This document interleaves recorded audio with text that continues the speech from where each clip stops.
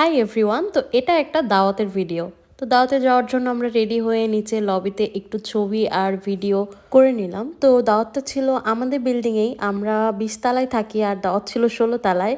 ওখানে এক ভাইয়া আপুর অ্যানিভার্সারি, ওনারাও কিন্তু বাংলাদেশি। আর দেখতেই পাচ্ছ আপু স্টার্টারের জন্য কত রকম পিঠা, মোমো, রোল, পাকোড়া সবকিছু করেছে। আর প্রত্যেকটা খাবারই কিন্তু অনেক বেশি মজা হয়েছিল। তারপর সবাই একসাথে হলে যা হয়, আমরা মেয়েরা বসে বসে গল্প করছিলাম ঘরে, আর ছেলেরা তো একসাথে হলে গেম ছাড়া কিছু বুঝে না।